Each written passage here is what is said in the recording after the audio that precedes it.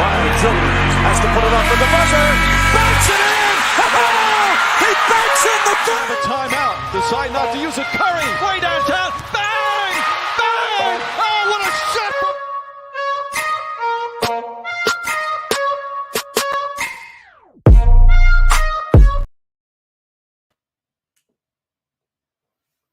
To another episode of Scotty Talks NBA. I'm your host at Scotty Drown is where you can find me on all social media platforms. And Scotty Talks NBA is presented to you by DSM Media. Be sure to follow DSM Media on Twitter at DSM_media. And of course, subscribe to the YouTube channel. That's the most important part. Make sure you turn the notifications on so you're notified every single time we go live here on DSM Media. With that being said, you can see I am accompanied by a very special guest, one of my good buddies. We text NBA talk all the time, man. We're always making picks. This guy's always taking my money. But I'm just kidding. But nonetheless, I want to welcome my buddy, Zak Noble from Ball is Life. Welcome to the show again, my friend. How are you doing today? Doing awesome. If you asked me today, I was in the dumps, just recovered from strep. But, yeah, happy to be here with you. Love talking NBA with you. We talk daily, so it's always good to go live. Yeah, absolutely, man. It's good to get our talks out there to the airways, and I'm glad to hear you got your voice back, because I know that was a main concern coming into today. So I'm happy you're feeling better, man. But let's dive right in, man. Let's not waste any time here. We're gonna start with regular season awards and take a look at the scope there. I guess I'll ask you, where do you want to start with regular season awards? Do you want to go from most important? Do you think there's a most important award? Or do you want to go from least important to most important, if that is the case? I'd say let's go from least important. Why not? And all right. So what would you consider least important?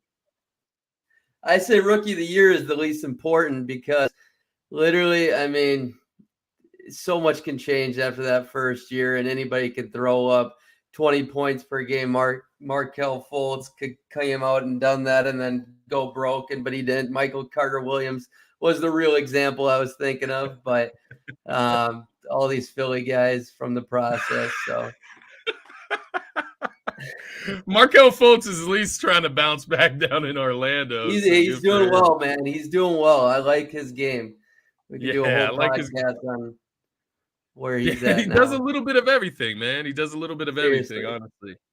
But okay, let's start at rookie of the year. I think this one, it got interesting towards the end of the year, and I'm interested to hear your picks. I don't know if you have like a top three or if you just want to go with your main pick, but I'll give you my top three. So to start here, I went Keegan Murray as 3. He was the guy on third on my ballot. If I had a ballot, I should say. Jalen Williams is second on my ballot out of Santa Clara for OKC. And then I have Paolo Banchero winning the award for Rookie of the Year, obviously, there out of Orlando. So I'm interested to hear where you stand. If you disagree with any of those, of course, if you'd replace any of them, and who is your Rookie of the Year? So, me, I'm a big list guy. I'm making them, post them all year long. And this one ended fairly quickly. I tried to make it interesting this year with Bennedict Mathurin coming out of the gates, and wasn't sure if I was going to even talk about this opinion. But early out of the gates, I literally threw out the fact that Bennedict Mathurin could be one of the greatest Pacers of all time. I still think he could be, but I blame more so Rick Carlisle right now and the way he pulled back the reins on the guy. I mean, he basically promoted Nembhard, and he stuck with Nembhard even when things were bad, which it's fine. I mean, Nembhard's really good right now, but at the same time, I don't think Nembhard has near the ceiling as Mathurin, nor do literally any player on the Pacers besides Halliburton. I think Mathurin's ceiling, I mean, isn't even far off from him. If you got to give him a chance for a couple of years. I mean, if he was in Jalen Green's situation, he'd be looking like Jalen Green, if that. I truly believe that. I'm firm on that take. But, I mean, I'm way down from where I was at the beginning of the year. So I'm chalk just like you, man. Three picks all across the board. Jalen Williams, I think he's going to be a star. from Oklahoma City. I just don't think there's any debate whatsoever. I think you can throw in Jaden Ivey in these three or Walker Kessler, and I'm okay with it. But that's the three I went with. I mean, Keegan Murray contributed to a number 3 team in the West, which was a competitive conference all year. And he was really important to them. I mean, he was arguably their best 3-point shooter outside of Kevin Huerter. And he's going to be super valuable come playoff time. So even if you had him number 2, even, I'd be okay with that. Walker Kessler too. I'm okay with it, but I'm pretty firm on my 3. Walker Kessler, I mean, might have been a more winning player than Paolo Banchero this year. Might have been a more winning player than Keegan Murray. You could say that, but at the same time, there's a difference between winning player and better player. And I think this award isn't most valuable rookie necessarily, where, I mean, Malcolm Brogdon in the past basically came up with that, but that would be only Keegan Murray in this category. I think Keegan's more valuable than the other 2 guys right now, defense and offensively. But yeah, I mean, any debate you throw out there, any last thoughts on that? No, I tend to agree with you. First of all, on your first point with Benedict Mathurin, I was kind of high on him. I thought he would be the guy that would ultimately compete alongside of Jaden Ivey and Paolo Banchero for Rookie of the Year at the beginning of the season. I'm with you. I don't understand what was going on in Indiana. Like, why Benedict Mathurin, in my opinion, from what I've seen of his game, he seems like a guy that would fit nice beside Tyrese Halliburton even. And so I don't understand why they didn't get more run together. I don't understand why his playing time dipped towards the end of the season. Like you said, Nembhard seemed to be playing pretty well down the stretch, but still, Mathurin's your guy for the future. He's going to be one of your cornerstones, right? You would think, at least. But yeah, I like Benedict Mathurin. Walker Kessler was definitely an honorable mention for me, and I think you could slide him up all the way to 2, like you said, with his value, especially defensively. I think is the difference for me with him. Keegan Murray, obviously number 3. Jaden Ivey was my other honorable mention. So I had all together Paolo number 1, Jalen Williams number 2. Jalen Williams just made the late push. Now you see OKC, they're approaching the playoffs potentially tonight with the play-in game.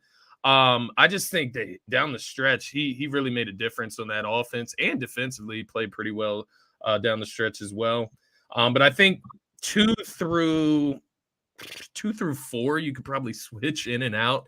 And I would just probably keep Banchero at the top. Now, I'm a little biased with the Duke love, so I don't know if Banchero was ever really going to move for me, but no, his ceiling's higher than anybody. And I mean, at the end of the day, like, you kind of want history to look good. And he's probably going to be the best player by far when it's all said and done. He was most responsible for what their team did this year, even though it wasn't like great or anything, but they gave him everything, gave him the reins. So, and he was pretty solid all year. It's not like he was a bad player anyways. He's a great Rookie of the Year. Right. Very, very honorable choice. Sometimes it just feels too easy, right? Like, I think that's my thing with Paolo Banchero. We try to like overcomplicate it in a sense, but it's really simple in that sense. I don't have like an all rookie team for it. Do you happen to have your all rookie teams listed or no? Yep. So I'll just go real quick. It was all right. Ivy, Keegan Murray, Jay Will, Paolo, and Walker, team 1. Mathurin, Nembhard, Sohan, Eason, team 2. Tari Eason. Love that you put Eason on team 2, man. I wasn't seeing a lot of Terry Eason love going around doing some of the research that I was looking into. And I'd actually, if I were to come together, I would definitely have him in one of my all rookie teams here, especially probably the second one to be specific. But I can't disagree with the top 5 for sure. Looking back though, I love the draft and how it's looking. I think there should be 2 all-stars at least out of this group. It's not just like an average draft by any means. I think it's going to be a really deep draft like we thought from the beginning.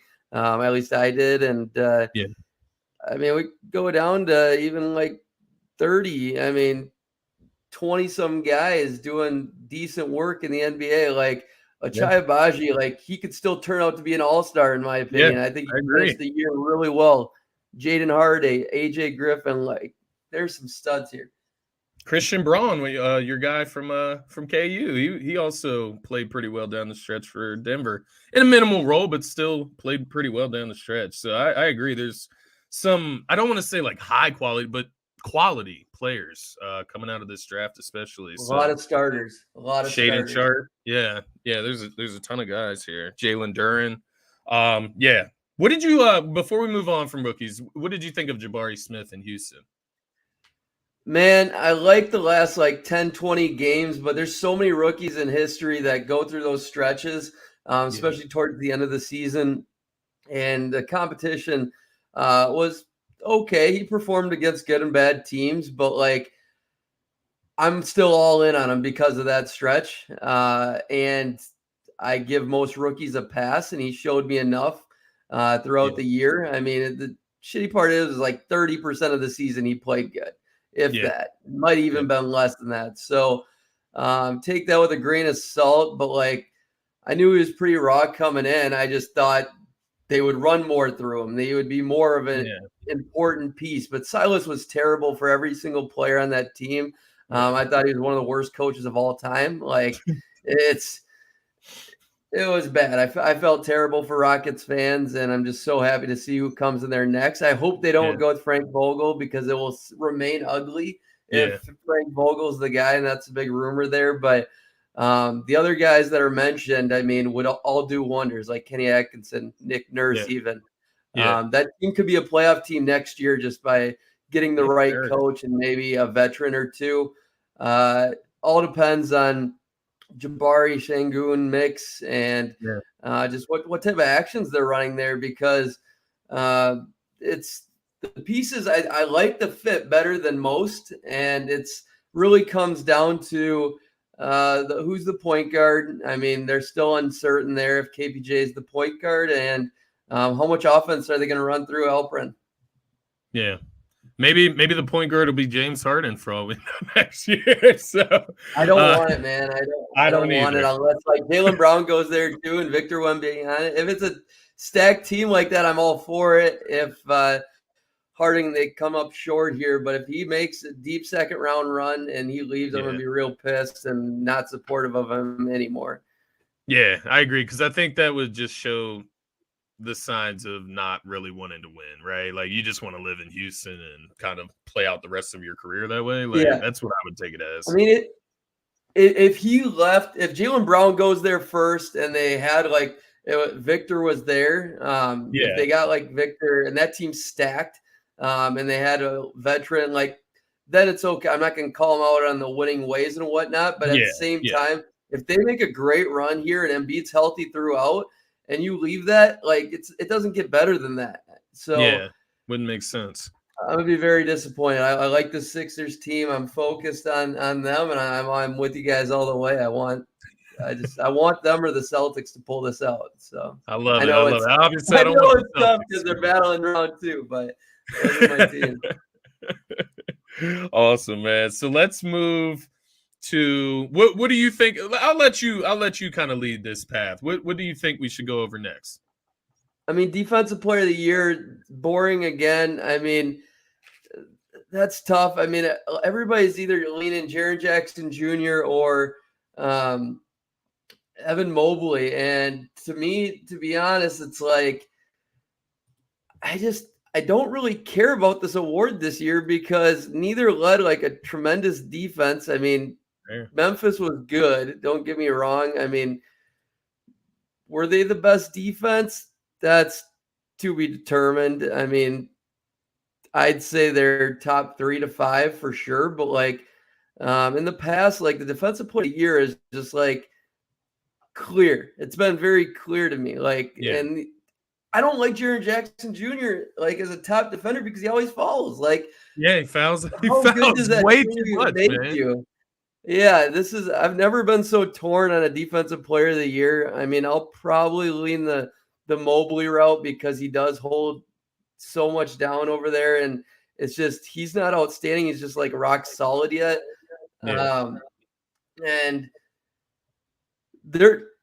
I lean towards them because I think he has his responsibilities a lot more. Jaren Jackson Jr. has a lot more help. I like every single defender on the Grizzlies besides Ja, really. And then maybe Luke Kennard. You can give me those two. But even Kennard, I mean, will try hard in a system. So, and Ja can have active hands. But like Donovan Mitchell and Darius Garland, trash. They're terrible defenders. Okay. And so Evan Mobley has to cover all those guys, and they didn't have much perimeter defense outside of that. Jared Allen was out for most of the year. I'm probably gonna go Evan Mobley. Yeah, that's my pick. Yeah, I'm with you here, honestly. I have number 3, Draymond, so I went with Draymond as the third choice. My top 2 are Jaren Jackson Jr. and Evan Mobley is number 1 for me. For similar reasons, because I came into this season, my one concern with the Cleveland Cavaliers was the 2 guards, right? The 2 undersized guards starting. And it's something that I watched with the Sixers, with Seth Curry. I watched them struggle with him at the 2 guard spot. So it's just something that I look out for, especially once you get to the playoffs, which we have to see how that plays out anyways. But the fact that the Cleveland Cavaliers are hoisting the best defense in the NBA with those 2 guys starting speaks loudly enough for me for Evan Mobley to win the Defensive Player of the Year.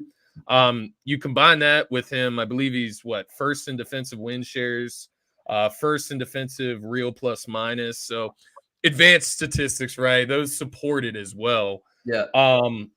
And he's the best defender on the league's best defense. And I think that's the biggest thing for me. The thing with Jaren Jackson Jr., and he may very well be the best defensive player when he's on the court, right? I think that's like the big asterisk for him. He missed time this year. He missed like the first month of the season. But then on top of that, like you said, he cannot stay out of foul trouble. He only plays like 28 minutes per game. So to that stance, like I just can't have him as my Defensive Player of the Year if he's just not on the court at the most important times in the game. 63 games rules him out. Like going forward. Going forward, like you're not even in the conversation, and like I hold firm on Defensive Player of the Year. It has to be at least 70 games. There's somebody that's been great at 70 games at least. Evan Mobley played 79, and you're right. I mean, statistically and eye test, the dude is rock solid, just phenomenal. But it's really hard to come up with anybody else in that conversation. But like, there's a lot of great defenders out there. It's just this year in general, I thought defense was down overall and just give a fuck. I agree, man. I'm not going to lie to you. Yeah, you saw some crazy really unfortunate, which is going to be interesting with the playoffs. And one guy I want to throw out there is DeAnthony Melton.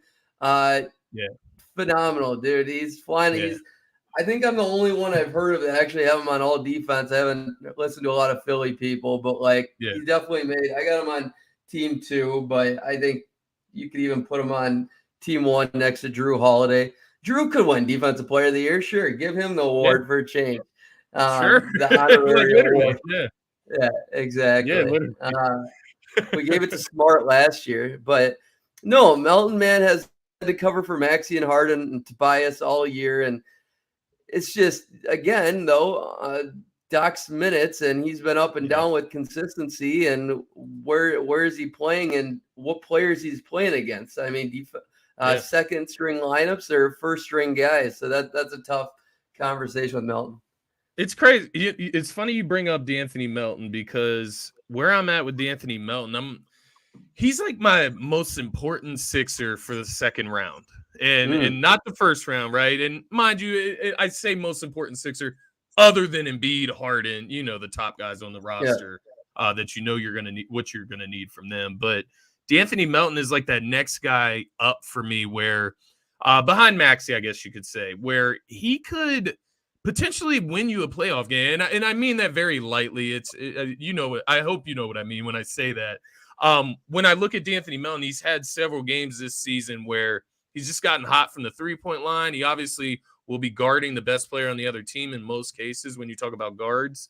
And he rebounds the ball really well as well. So as far as a guy on the team amongst the other guys, I would look at DeAnthony Melton. I feel like he has a better chance of winning the Sixers a playoff game with just like a spurt, right? Like maybe he gets hot one game versus say a guy like Tobias Harris. That's kind of where I'm at with DeAnthony Melton, and I hope we extend him after this season, man. I'm very high on DeAnthony. That's fair. No, I'd love to see him around 34 minutes per game, to be honest, instead of 27. Yeah. And that goes with, I mean, you can get him at 34 and just play him the same way, just playing him more in the games he's actually doing something versus the games he's cold, where Doc pulls him regardless, hot or cold, and doesn't make much sense throughout the goddamn year.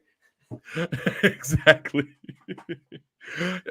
With us having Doc in mind, so you had Defensive Player of the Year Evan Mobley. I went with Mobley as well. Let's move to Coach of the Year. With that being said, and let's talk about that. And I don't know about you. I think this one is pretty clear cut for me. I went with Mike Brown, obviously from Sacramento, third seed in the West. Right? It's the first time in 16 years that they've made the playoffs. But I think the biggest thing is that he's tried to instill like a defensive identity in that team. Mind you, it's not the strongest, but he still operates by that mindset. And I think that's had a lot to do with the way they've been able to change their direction this season. So I'm interested to see who you have as your Coach of the Year. I wish I could be more interesting, but yeah, I'm right there with you. It's another no-brainer award. I think I'll tell you there's maybe one award I think that actually is an argument, and we'll get to that. But Mike Brown all the way. If there's anybody else I'm throwing out there that could be in the argument or would be runner-up, it'd be Taylor Jenkins for me. I mean, with Ja's issues and I didn't even think of them. Just, I mean, keeping that team incredibly locked in all year and just being one of the more fun teams to watch and being great on both sides of the ball. He's probably my number two. And then Joe Mazzulla, I mean, and Mike Budenholzer, it's hard because 58 and 57 games is a lot of wins. It's just the talent, and they were pretty dang healthy all year, even though Giannis missed a bunch of games. So Mike Budenholzer, he could be number two. You got an argument for that. And but Joe Mazzulla, man, I truly believe that the Celtics are arguably one of the deepest teams of all time. I'm not talking most talented, like up top. I'm talking just from top to bottom, even though it might not matter come playoffs because he might only play 7 of them. So I'm just saying, if you go 12 guys deep, any team in NBA history, I believe they're up there. I tend to agree with you. That's the scariest part about the Celtics is that you take one guy off and you insert the next guy, and they both will hit 3 threes in the game. So, it's a concern when you're looking at playing against the Celtics. The only guy that I had thought about, aside from Joe Mazzulla, I didn't even think about Taylor Jenkins, honestly.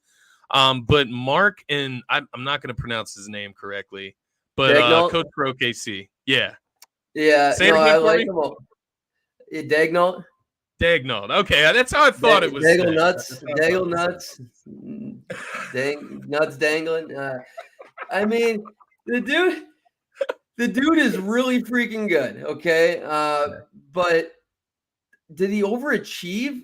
I'm not necessarily there because I've always been super high on Shea, and Giddey's phenomenal. Yes, he overachieved a tad, but like to the extent that to win Coach of the Year, absolutely not, in my opinion. Mike Brown did. Those other guys overachieved, but like 38 wins. I mean, you're squeaking in the play-in. This is 70% of the teams making the playoffs now. So it's like, come on, like let's have some realistic expectations. SGA was literally really good last year. You just decided to not play him as much towards the end of the year. And differences like the OKC Thunder, to be able to get these guys to play great on both ends of the court and to look like a cohesive unit and to run sets like most coaches don't run. Like, he knows what he's doing. He crosses off every box that you want in a coach. I believe in him going forward. I mean, having a friend that was on the team for a while in Muscala, like he loved him, like locked in. Like I think their set is just as long as they got the right guys. If Chet Holmgren's that guy going forward, they could be a contender in a couple of years if Jay Will and Giddey develop where people think. I mean, I'm still debating those two myself, but they could have the pieces on paper. Yeah, I agree with you there, especially, and obviously getting Chet back. I guess my thoughts came from, obviously you aren't wrong. They barely made the play-in tournament, to be fair. I guess I was just from the standpoint of once Chet went down, and I think that was my fault for not having realistic expectations. But once Chet went down, I figured they would be in the running for the Wimbayana sweepstakes. So maybe that was my fault for not laying the proper expectations on them, but 15 first-round picks over the next 5 years, I believe they have. They keep going, They're pretty set. They should be able to bring in, some type of veteran star as well. If somebody becomes, I don't know about OKC though. That'll be an off-season show we'll get into, but yeah, they got as much ammunition loaded as anyone, and absolutely. Star away. Let's move to an award where I think this is another clear-cut one, but you can correct me if I'm wrong. I went with Malcolm Brogdon as the Sixth Man of the Year. I feel like that was pretty clean cut. But what are your thoughts on the Sixth Man of the Year award? All right, glad you went here. This is the only one I think is up for debate. I think it's the closest one out of all of them. Maybe I'm off on this, but I personally think because Derek White on his own team, you could argue maybe was a little more valuable. I mean, it's close. I thought those two are very, very comparable. I lean Malcolm as well, and I'm giving the award to Malcolm, but I think Emmanuel Quickley was right there all year. I just think RJ Barrett really disappointed me this year. Quickly made up for that, and Grimes did as well. But yeah, the Knicks really came alive in places that I wasn't necessarily expecting. So that was one of the teams I kind of was. I mean, I was right on like the record. Like I was right on how good they'd be as a team, but where they'd be getting their production from, I was kind of wrong on that. I thought RJ Barrett could have been number one this year, and maybe 2A, or not necessarily 3 or 4 or 5 or wherever you want to put him right now on that team. But I like the Knicks a lot. I will stand by this. They're one of few teams that actually look like a real team and that are peaking to their abilities right now. Most teams are thriving off talent and not being very consistent. And there's like 5 to 7 teams out there that actually play great team basketball. And that's why women's basketball's ratings were so high in that college championships, because that's real freaking polished basketball, that skill, and what a lot of people like to watch as well. Yeah, exactly what I was going to say. Yeah, I guess I wasn't being fair to Quickley in a sense. I guess from my mindset, I just saw him starting all these games towards the end of the season. Obviously, Jalen Brunson was beat up. So maybe I took a little too much from Emmanuel Quickley. I think he also got a little overshadowed by Jalen Brunson and his uptick this year as well. But yeah, I get your I do get your point, because Emmanuel Quickley is second on my list here. Played in 81 games versus Brogdon 67. He started 21 games. Brogdon started 0, but I don't know. Like, do you hold that against players like in the 6-man comp? I hold is it fair? Everywhere like that. I'm petty like that, and honestly, it's tough for me not to give it to Quickley because of that. But I think his time will come. Dude had 5 games, 30 or better, in a 40 piece, and I think he even had a triple double in there. Like, Emmanuel Quickley was really good. 60 games above in double digit scoring. 60 games. That's almost more than Brogdon played, and that's everything you want and more in a 6-man of the year. Fair. So completely okay if he wins. I will stand by this being the closest award. And to win the award, you usually got to start a lot of games. That's the secret to winning the 6-man of the year, is being a third or a fourth man for most of the year. Hey, that's fair. That's what I was kind of asking. Like, is it fair to hold games started? Go back and look at the record books. The Yeah. winners usually start a lot of games. Fair enough, man. Another guy that I'll mention here, borderline 6-man. Borderline, literally. No, I feel you on that. I think you make a great case. Another guy I was looking at Bobby Portis as well from Milwaukee. I actually liked his production. I think, you look at Quickly, you look at Brogdon. If they come in, they run the offense. I think that's the difference for me. Emmanuel Quickly especially spent a lot of time running the offense. Some other honorable mentions, Tyus Jones. I thought he played really well for Memphis this year. He's another guy that got starts, though. Norman Powell, he's another guy off Clippers. He didn't move me too much, but those would be my top if I had to give you 5 guys. But, yeah, I think Quickly, between Quickly and Brogdon. Now, you make a great case for Quickly. I will give you that. Kind of shifted my thinking there. So now I believe we have most improved player. We have clutch player of the year, which screw that award. How long has that been an award? This is the first I'm seeing of this. Same. I don't even. De'Aaron Fox. That's my guy. Fox. Same.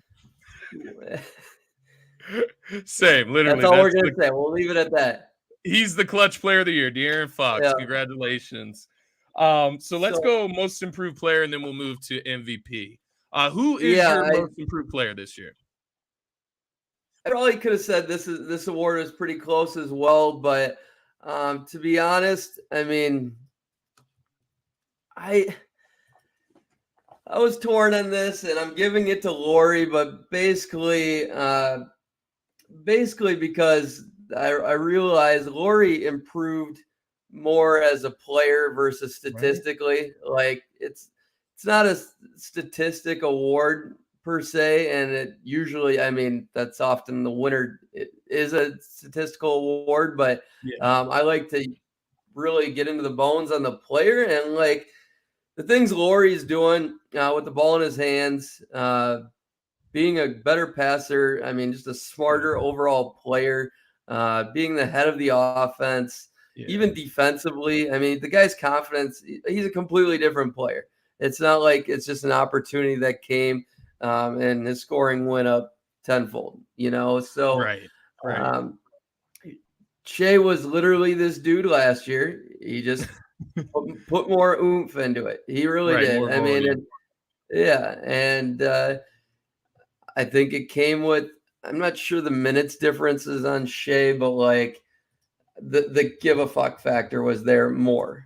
And so once he knew the team was better and going to be good longer, he gave it a little bit more. I mean, his average for minutes is only up basically a minute on the whole year, but stats across the board, 8 points higher, assists are down, steals are up, blocks is up, efficiency is up. So it's like, you can make an argument there statistically, but if you tell me anywhere where Shea's better, I'd probably disagree with you. I think that's a fair way to approach this. And it's funny because I was going back and forth with Lauri and SGA myself, and the numbers are really close in the sense of, uptick, right? Like, because Lauri, I mean, he increases scoring output, I believe, by almost 10 plus points per game. But I agree with you. It's just the model in the style of offense that he was playing, right? Like the offense being ran completely through him and him being the focal guy for Utah, I think is what kind of leans me towards Lauri as well versus SGA, who has kind of already been established as he can be your guy. Like he can be a cornerstone for you. The interesting thing with SGA, though, he's the only guard that averaged 1 block and 1 steal per game. So, but it's things like that where I'm like, but does that make you the most improved player? Like, yeah, he's just really, really good. Like, that's just what he is. But Lauri Markkanen seems to be the guy that made the improvement. And I think that can be back statistically as well. I think he's just improved statistically more than SGA as well. So I don't know. It is tough, man. I don't know. With SGA, though, like I truly mean it. Like the give a shit factor is like he's going to go out. His numbers blocking and steals wise went up because he cared a little bit more to make that extra effort, and to go up high on screens at times, run a little harder in bursts. And it wasn't chilling as much. That's what led to a lot more wins. He knew the team was in on winning, better talent around him. So, and I watched a lot of their games. I really don't believe he got much better as a player, much else, just more consistent, which is a thing that matters. Absolutely. And it's almost like more attention too, right? Like from media. It's almost like he's been kind of propped up more. Yeah, I'm with you. I'm kind of leaning Laurie in this case. Did you give any consideration to Jalen Brunson? He was my 3 guy, but I don't know if you thought about him at all in this case. No, he's like Shea to me. Is basically opportunity, and the team needed more out of him being next to Luka. But he just got better at. That was going to come what up. He already does, right? Exactly. He didn't develop new skills. Laurie developed new things that he didn't actually do before. Yes, Laurie averaged 18 points a couple years back, but at the same time, that was an empty 18 and didn't know how to win, whatnot. But Jalen and Shea, more opportunity. They just kept improving at the things they were already great at marginally. The gap isn't nearly as big overall. That's what I'll say on that. And that's fair. They Jalen Brunson could have arguably been the best or most valuable guy in the Knicks. A lot of people tell me that. I still lean Julius a little bit because of volume and what the team did running it through him, but I'm not going to argue with you if you say Jalen. Fair enough. I did list Mikal Bridges as an honorable mention, but I think that could be one of exactly what we've discussed already, right? Just uptick. You go to the Brooklyn Nets, you're the guy. Creation, man. His creation and playmaking. No, he's a real one. I put him in the closer to the Laurie category, but because he seems like he has more in his bag. Oh, his bag's deep now. Because he didn't get to show that before, nor did he need it. We might not have ever seen this if he didn't get this opportunity in Brooklyn. He's literally unlocked a guy that could have been a top 25 player at his best. Now, maybe getting into the top 10 at some point in his career. I believe in him that much now. I like to hear that, man. I'm big on Mikal Bridges, even though the Sixers traded him away on draft night. That's going to be one of the ones we regret, I'm sure. But that one's interesting. Most improved player. I didn't think about it like that, but you have me leaning more towards Laurie. I was actually stuck in between those two. So I'll go with Laurie in this case, just off of pure improvements. Let's move to MVP, man. This is the one I'm sure everybody's been waiting for. This is an interesting one. You know where I stand. Obviously, I've stood in the same spot for the last 3 years because I just can't put my bias to the side. This is not possible. Although what I will say about the previous seasons, Jokic, it's not that Jokic didn't deserve it when I say that. The Jokic deserved his 2 MVPs. I'm not going to take anything away from him. Who's your MVP this year, man?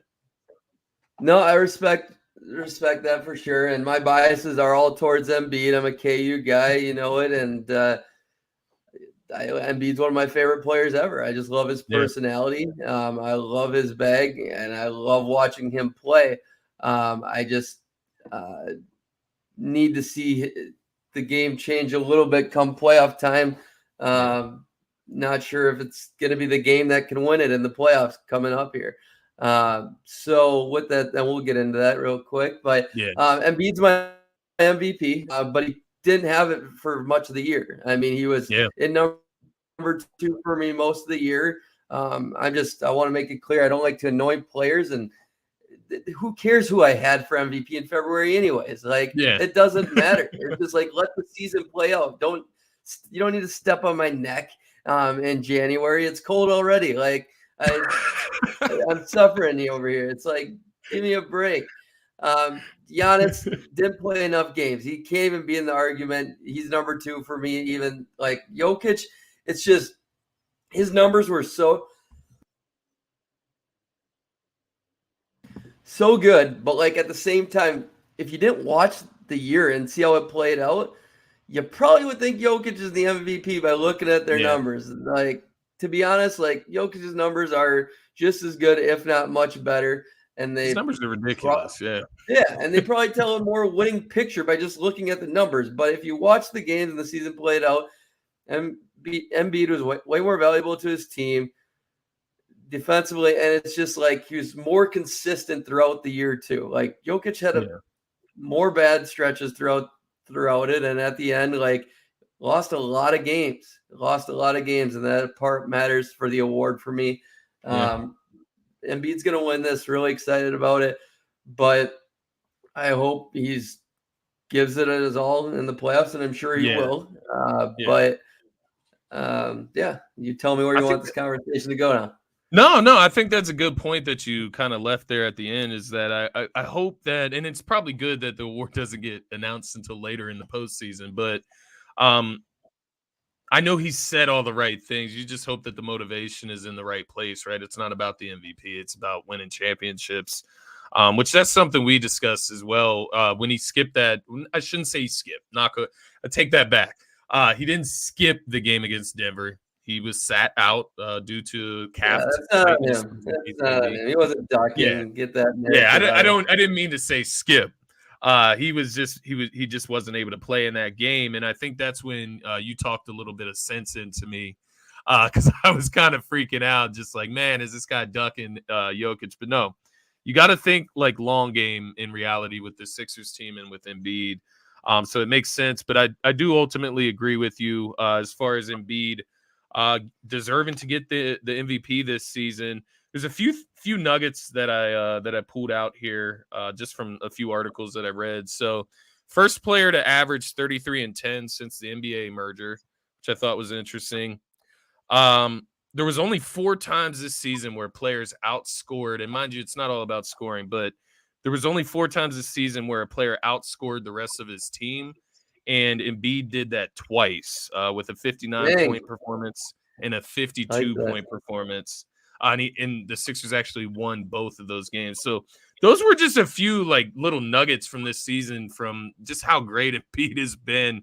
You talk about the 55, 33, 86 shooting splits. I mean, that's just ridiculous for a guy that operates in the mid-range. Like, it's not like he's getting all of his points, near the basket. He gets a lot of them there, but most of his points come from the mid-range of the court. And I don't know. I try to show as much appreciation as I can as a Sixers fan for Joel Embiid, because it's amazing to watch him play. But I do think you have a point. Like, I think the main thing here, and I want to ask you about this part of it because it's interesting to me.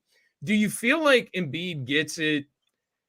And I know you didn't say that's why, but there's people saying that Embiid deserves to get it because he's the one of the 3 that hasn't gotten one yet, right?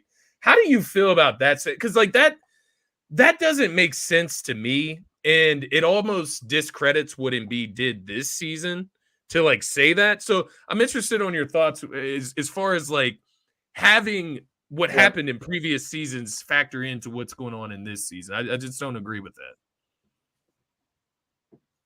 The execution isn't there, but the idea kind of is. So, like, yes, you'd be discrediting Embiid this year. You'd be discrediting Jokic for the past 2 years, even though he's deserved it. Right. I'll tell you this. Embiid earned this award, and that's what I meant. Like, he wasn't my MVP till like 12 games to go left in the season. And a lot of it came down to games played and were they close enough, and wins and win shares for the team, and just moments, and he took it. I love the fact that he earned it. Like, past MVPs, they have their moments and they win the award when it matters the most at the end of the year. And Jokic clearly lost it. So like that, no matter what, if you think Embiid deserved this award in the past, like, I don't think he did strictly because of games played. Like, value, to be valuable, you got to be on the court. It's Yeah. simple. It's stupid math. Like, it's not even a conversation. Like, Giannis has more of an argument. But what I would be really disappointed about is if Jokic won MVP this year. He won it 3 times in a row, and that puts him in like top 5 status somewhat. I mean, if like all time, and then he made a conference finals but didn't really perform there. But like, I don't want that to happen before he makes an NBA finals. I mean, if you made an NBA finals in there, that'd be fine. I'd be okay with it. But like, it just would be a bad look on the league and a bad look for him in general. I think, but it is what it is. It's a regular season reward, and it's hard to look at these things that don't impact it, even though, let's say they all played the same amount of games this year. The award goes to Giannis, in my opinion. If they all played the same amount of games, 1, because Giannis won more games, 2, because he makes the teammates better than Embiid, in my opinion, but also more dominant on both. That's pretty simple. But also, just his playoff success trumps that for me. Call me, sue me. I don't care. But like, that's the trump card when everything else is even throughout the regular season. But like, Embiid is ahead of Giannis. Giannis, the game played threshold, like, he shouldn't get 1 vote for first because of the games played threshold that's hurt Embiid in the past. Like, why would Giannis get the benefit of the doubt now? But this year in general, so many injuries impacted so many things. That's why Embiid can win this award with only playing 67, 68 games, however many he played. But and he earned it. Jokic missing games helps that cause as well, right? Like, because Jokic missed games and down Embiid, and Giannis. To back in there. Yeah, Giannis missed a shit ton. Yeah, exactly. And I do get your point, because when you look at Giannis, and if like you have that background information of Giannis has dominated in the NBA Finals and won an NBA championship. So like, you know what he does wins you championships. So I think looking at it from that perspective, I don't think you can just forget about what Giannis has done before whenever you look at him competing at the same level as the top guys in the league year in, year out. It's an interesting concept, like just the way the criteria for MVP. And I think it's funny that they actually set the basis of 65 games just to kind of clear that up a little bit more, which I think it makes sense, honestly, like you said. And I think you're one of the few people that have kind of drove that into my head over the last few years of just talking back and forth with you, is availability. And it makes sense because there's these games, right, where Embiid just wasn't playing. Sixers lose those games. So like, availability is the best trait in reality when it comes to the games he didn't play this year, the Sixers were actually pretty damn good. So they were pretty good. That matters a little bit too. I don't care who they played. I really don't. And see, I think that's an argument for the Milwaukee, or for Giannis, where luckily he only played 63 games this season. Otherwise, he probably would win the award, and there would be no argument against it. I'm with you. I'm with you there. But I guess we both agree. Last thing I want to throw out is double teams. I mean, Jokic isn't in like the top 15 for double teams. Okay, Embiid was number 2 by just a slight margin, and received a lot of double teams. Giannis by just slightly. Giannis, gotcha. But yeah, so that says something to me too. I mean, that's value right there. Yeah, drawing 2-3 defenders away from the rest of your team. Yeah, that will definitely help. Okay, so just to go over them again, I want to make sure I got these clear. So we started at Rookie of the Year. We both agreed Paolo for Rookie of the Year. We went to, what was it? Defensive Player of the Year. We both agreed on Evan Mobley there. Jaren Jackson Jr., little asterisk maybe. But then we moved to Sixth Man of the Year. And you went with Quickly here, I believe. And I went with Brogdon originally. Yep. Give me Quickly. Quickly's my guy. Yeah, and you kind of talked me towards quickly. I won't be mad if he wins it now, so I'll say that. It was the games played that trumped it for me. Fair enough. Fair enough. Coach of the year, Mike Brown. We both agreed there. Most improved player. You talked me into Laurie. I'm full on the Laurie train now. I actually want him to win it. Clutch player of the year. We don't have to discuss that. De'Aaron Fox, whatever that.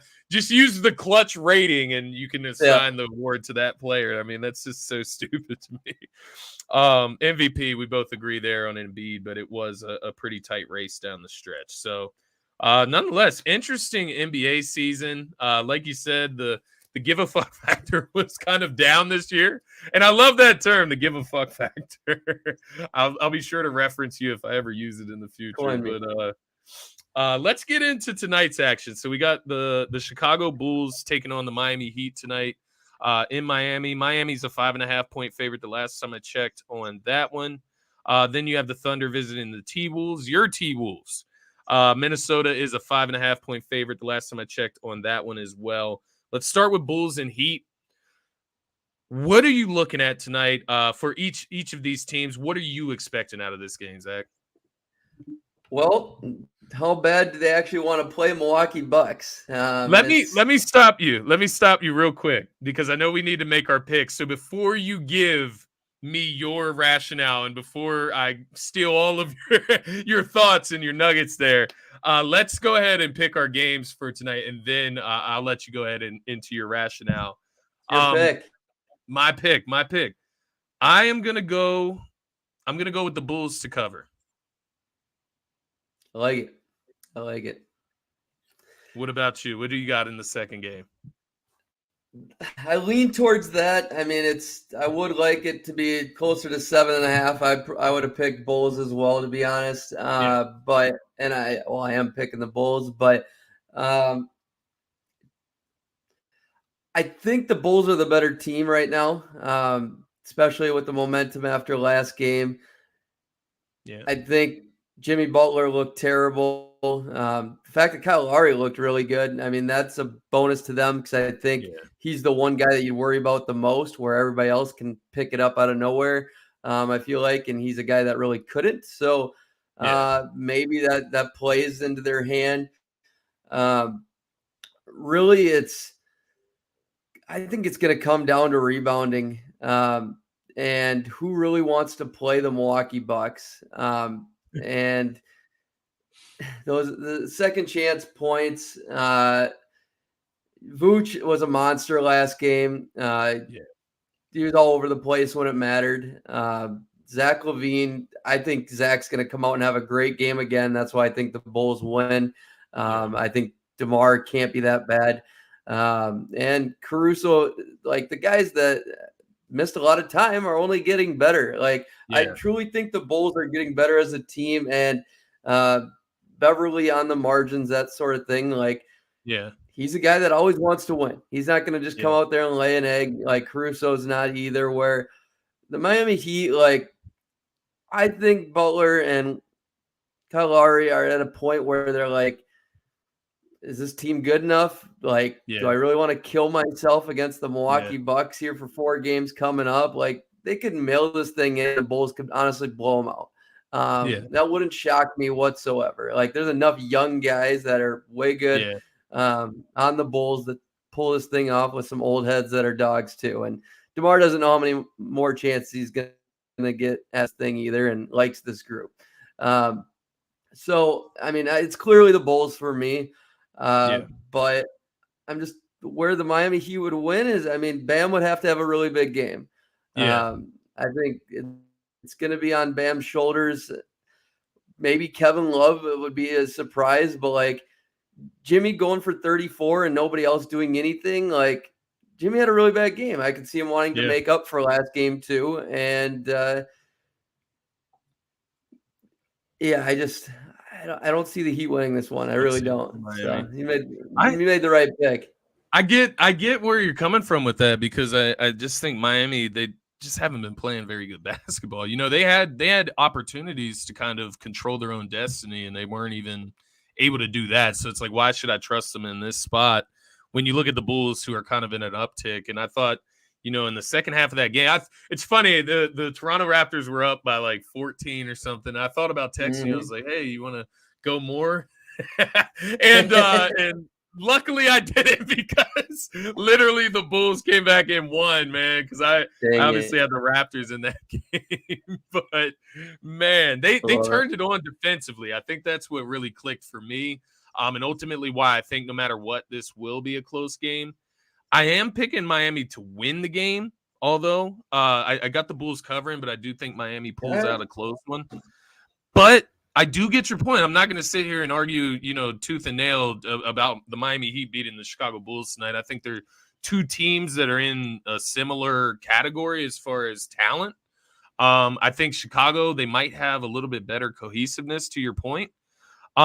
I am interested in your thoughts on Jimmy Butler. I don't know if I've ever gotten them fully from you regarding Jimmy and kind of his, what are the odds that Jimmy does, especially if they lose tonight, that Jimmy does leave Miami or forces his way out of Miami? If I was him, I'd want out unless they're bringing in somebody else. Yeah. Indeed. That team's got nothing right now. That team's got absolutely nothing. Kyle Lowry's going to be tough to get rid of. I think he's on contract for at least one more year, maybe even longer. But I'd want to go play with as good as people as I can. If I'm Jimmy Butler, you've already left enough teams, so why not go chase something? He's a guy that likes to win, and I think he's got more in the tank. I love him in Dallas. That's who Luka needs right there.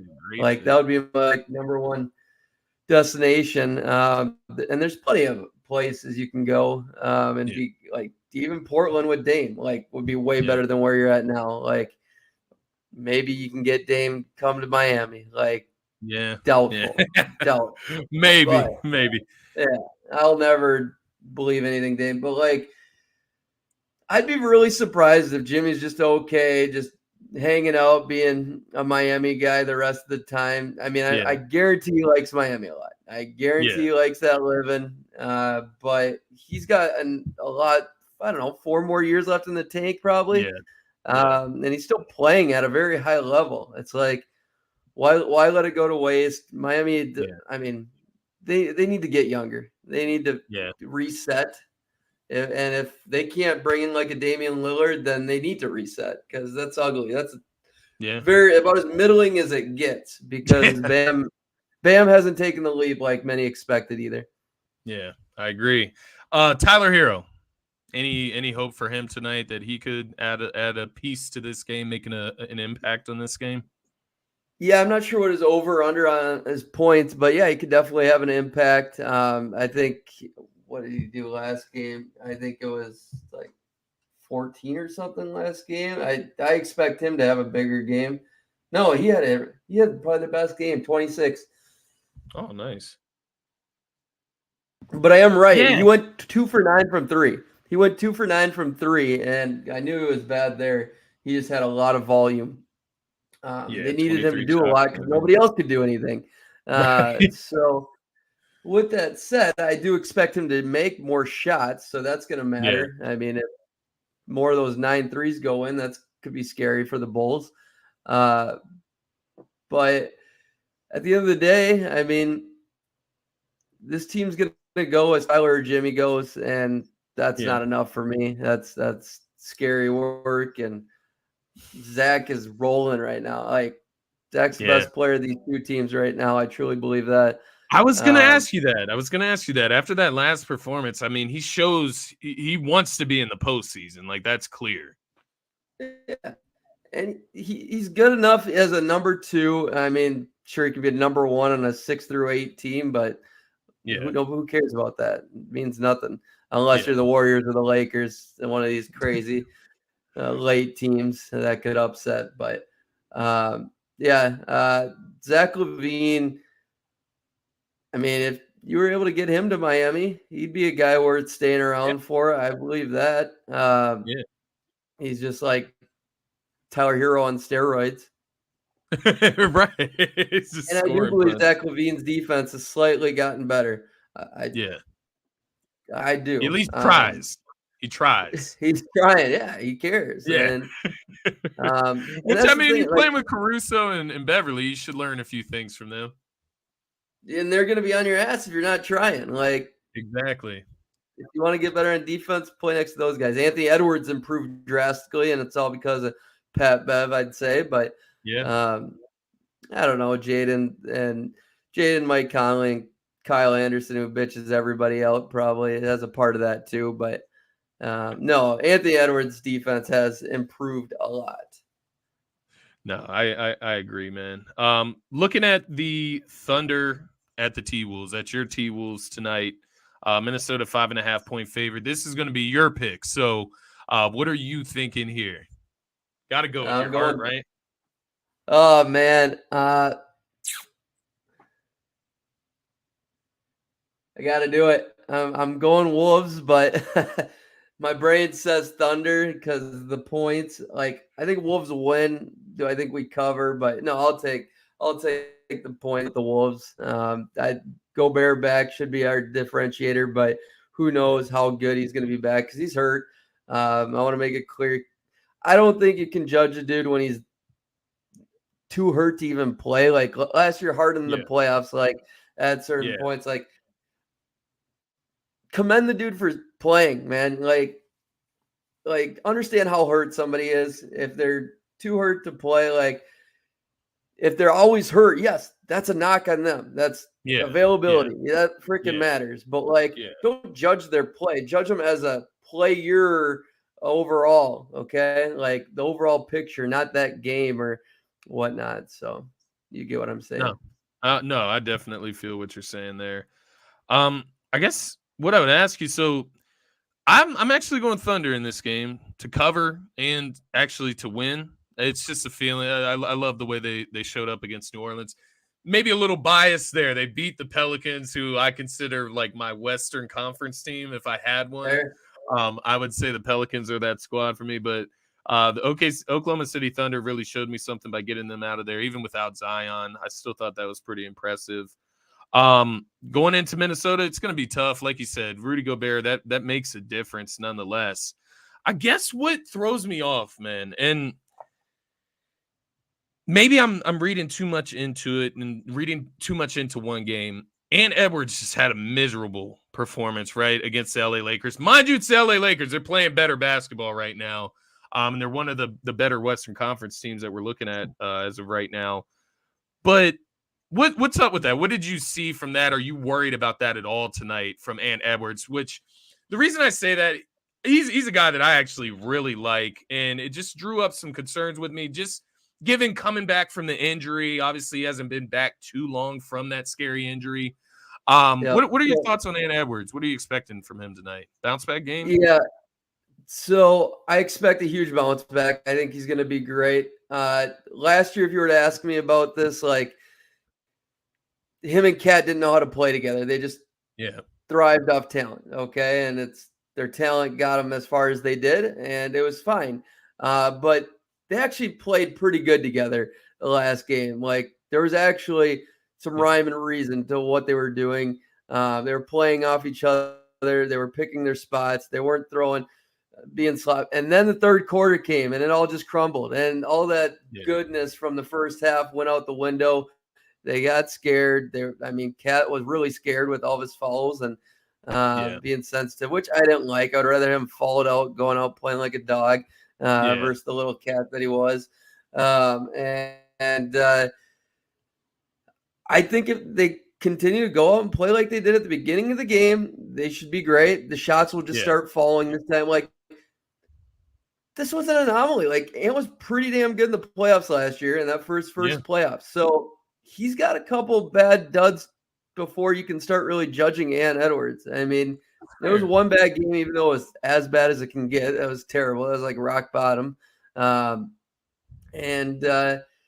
He needs to attack more. I mean, you got to be the aggressor. And when it comes to playoffs, it's like, who's willing to get punched in the chest? I mean, literally, you got to be able to take punches. And he shouldn't be shooting more threes than like regular field goals, right? Like he shot 9 threes and 8. I believe he shot eight regular, just 2-point shots. No, I'm okay because he's a good shooter. But I want them to be good looks. I want them to be open. I don't want them to just be pull-ups coming down the court immediately, casting them up. Like, I want him to be in rhythm. I want action. But, like, Yeah. yes, he needs to be putting pressure on the rim. He can run a pick and roll with Cat or Gobert Yeah. or whoever. Like, Yeah. Kyle Anderson, get things involved. That's the thing I haven't liked about Finch. He's just an empowering guy with players that don't deserve to be empowered. And they need a Kyle Anderson coach. They don't need Kyle Anderson the player. Like, Yeah. and that's where things go wrong. And that's why Rudy Gobert thrived with Quinn Snyder, because he was more like a Kyle Anderson as a coach. And he'll tell you how it is. But it's going to be Anderson interesting. played the most minutes last game. It's interesting. And he was ass the last quarter and a half. Like, he was terrible. Like, dude, I tweeted that was a high quality 8th grade basketball, and that's what it looked like. And just both teams, even LeBron regressed to junior high. Like, they're throwing balls out of bounds from. Come on, it was bad. But yeah, I just want to see him come out and play 4 quarters like they did Q1 and Q2, and should be just Gucci. Yeah, I agree. If they play up to their potential, they should win this game. Even just with having Gobert back, I think that helps. But having Cat back, right? He looks pretty good since returning. So that definitely helps tonight. Let's take a look at the solidified playoff series. We can operate now. I don't know if you think any of these playing teams tonight have a chance of beating these top tier seeds in the conferences. So we can start at Denver versus OKC/Minnesota. What do you see there as far as that series, whether it be Minnesota or OKC? I don't know if you see a difference between the two, but who would you pick to win that series ultimately? And who would be a player to watch from either team? I think Wolves would actually have a chance against Denver. I really do. Denver's playing really bad. Depending on how healthy Gobert is, we'd need Gobert for that series, even though he hasn't been great against Jokic. Playoffs are different. Slow down. Come into his zone. I wish we'd throw out Jaden even without a hand. I really do. He can definitely be as valuable as Kyle Anderson on defense. And he played left-handed in high school for a little bit. He did, and it looked like he was pretty decent.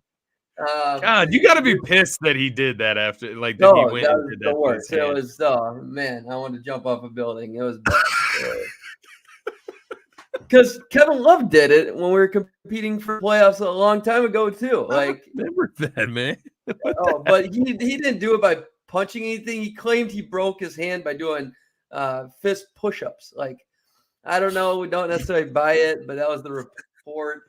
Remember, Maurice Stoudemire broke his hand one year for the Knicks. Yeah, right. No, that was a big one. That was one of the bigger ones. Yeah. So I'll take Nuggets in 4 against the Thunder. I'll take the Nuggets in 6 against the Wolves. I need to see defense out of Denver to believe in them at all going forward. I need to see Jamal Murray being dominant again, consistent. I think everybody else is going to do their job. Team's going to go as far as Jamal Murray takes them offensively. I really believe that. I think everybody else is going to be fine and growing. But yeah, defense and Jamal Murray, that's where I'm putting it. Yeah, I actually like that pick. I'm going Denver. I'll just say Denver in 5 for either one. I think it won't change too much. Now I could see 6 if they end up taking on Minnesota, just with Minnesota's experience. The player that I'm watching on Denver, and it's kind of maybe a minuscule pick, but I'm watching Bruce Brown and kind of what he can do off the bench, man. I like what he brings to that team. Facilitating factor, he can push the ball, he can get on the break. He plays really good defense. He's a versatile defender. And he's shooting the 3 ball a little bit better, right? So I would like to see what Bruce Brown can contribute to this Denver roster, that addition that they added in the offseason. You have, the defensive issues that we know of already with Jokic, with Jamal Murray, with Michael Porter Jr.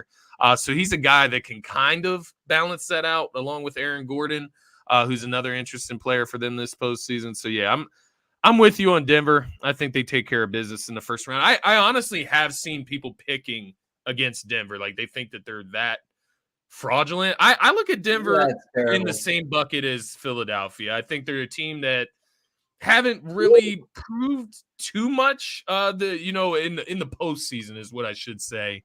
Now, do I think Denver's a little more fraudulent than Philly? I do. Okay. All right. You thought I was crazy at first, though, for putting them in the same bucket. Philly has a defensive identity. I think that's the difference. Yeah. No, like pieces-wise, you would think, I mean, Denver should be closer to Philly defensively with Aaron Gordon, Bruce Brown, and nobody else. So, no, they shouldn't. Jeff Green, 37. Yeah, exactly. No, Aaron Gordon isn't near the anchor Embiid is. So, yeah, never mind what I just said. Fair enough. Let's stay in the Western Conference. Let's move to Memphis versus the LA Lakers. I'm very interested to hear what you have to say here because I know a lot of people are picking the Lakers right now. That's kind of like the popular pick, I guess you could say, to pick the Lakers and LeBron, and obviously them getting healthy, the additions. Where are you at with this series? So I'm on Memphis in 6, but I'm not like that confident in it. I'm giving LA a 40-45% chance to win this thing. To me, I mean, it's coming down to Lakers defense. I think the Grizzlies can come out and just punch these guys in the mouth and get them scared and honestly retract. I mean, to be honest, the only real dog I see on the Lakers yet is Austin Reeves right now. Yeah. Call me crazy. Jared Vanderbilt can definitely hang, but I mean, what's he gonna do? Not much. Yeah. I truly think they can get inside AD's head. Dylan Brooks, I think, can get in LeBron's head.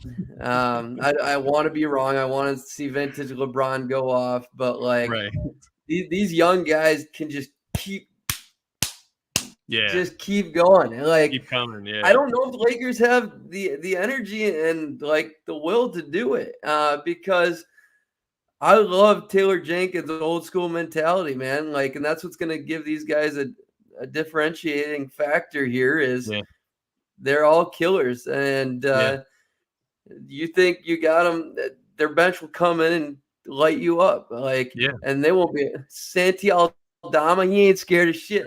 Like, come on, like, seriously, man. Seriously, though, they got a bunch of dogs. Intrigued by this. It might be the most fun first-round matchup just for the fact of the Lakers have the talent. They definitely have the talent, but the hunger of the Grizzlies, I've never seen a team take it. I mean, so, like, their hunger, I mean, take them so far. Yeah. Like, I don't think they're maybe the 4th or 5th most talented team, if that. Maybe 7th. I don't know. I'd have to number them off. But, like, I don't really love Memphis's overall talent. I don't know. Where are you feeling? No, I agree with you. I think it's just more their personality, and they're led by Ja, who has a ton of talent. Bane, obviously, he's been great since he was drafted, and his improvements this year. He missed a lot of time during the regular season, but nonetheless, he did improve. It's really Jaren Jackson Jr. that kind of deters me, right? He's so talented, but like we talked about earlier, he can't stay on the floor. And that's what worries me in this series. Now, I am picking Memphis in 7. I am going against the grain here. I do agree with you, though. I think it's going to be tight. I think it's, the Lakers have a solid chance at winning it. Jaren Jackson Jr., I think he's like kind of the X factor here for me. If Steven Adams is missing, right, that defensive force, that the presence that he brings in the middle. But just going against AD, I just guess I don't see any way. Like, how does Jaren Jackson Jr. stay out of foul trouble against Anthony Davis? Like, I guess that's my biggest question mark in this series. I'm with you. that'd be the how the Lakers win. But AD being really, it's kind of like Embiid when they play the Celtics in round 2. It's like Embiid's got to learn how to pass the ball quicker. I mean, Yeah. seriously, he's got to be able to react and read Yeah. faster, and make the right ones, and not try to play hero ball, because the Celtics could let him go for 50 and still win. Like it's very, very easily. Like it's not how many points Embiid scores. It's how many assists is he going to get as well. Like hockey assists. Like that's what I'm concerned about Embiid. It's like, yes, hero ball you can make it through the whole regular season with that for sure. But like these other guys, like Maxey needs to be in stride, man. You got to be hitting Maxey at the right time so you can be moving and grooving. Harden, not as much, but Melton, Tobias, they need to feel it. They need to touch it. And if they're sitting around waiting for you to dance and then you kick it to them and they're not ready. So that's kind of similar with AD, with D'Angelo Russell and Austin Reeves. Austin can do anything with any, like, it's crazy how good that guy's solid. Like, he's a good Austin, player, though, man. Yeah, the thing with Austin, though, he's going to help on Desmond Bane more than he's going to help on Ja, which Desmond Bane can body him too if he wants to take it inside. So AD can get Jaren Jackson Jr. in trouble. There's a matchup to the Lakers, but Ja can destroy them on the other end. That's fair. So, like, I don't think Austin Reeves stands a chance, even though I think he can do great against most guys. Like, Ja's going to own him. I truly believe that if he attacks, and then you hopefully can get Anthony Davis in trouble at the rim as well. But those are the matchups I'd focus on. I'd try to get Desmond Bane more inside as well, and make LeBron and AD work, get them tired, because I think they can really run them dry of energy. Get those batteries low. I think that's a good point, and maybe even a reason to pick Memphis in 6, like you said. I know I had them in 7 just because I think it's going to be tight, knockout, drag them out. But Memphis, the one thing that I have a feeling about with them is that they're going to come out. They already had a chip on their shoulder, right? They're already a group of dogs, but all the turmoil that they went through around the All-Star break and on, I feel like that almost makes you stronger. It almost puts an even bigger chip on your shoulder because now you have people doubting them because of those reasons, right? So, I think that Memphis is going to answer the call first round. This is an interesting matchup, and I'm not talking about the Clippers and the Phoenix Suns yet, but the Golden State Warriors and the 3 seed Sacramento Kings. Obviously, this is a California showdown. What are you looking at in this one? I'll let you know where I'm at first this time, just to switch it up a little bit. I'm going with Golden State in 7 in this one, and I do think it's going to be a tough one on Golden State, even with their experience. I know Andrew Wiggins is supposed to return for Game 1 of the series. Don't know how involved he's going to really be, being his first game in a while. But I just think the experience comes into play. I think it would be crazy for the Kings. This is honestly my rationale. Let me just put it out there. It's kind of simple.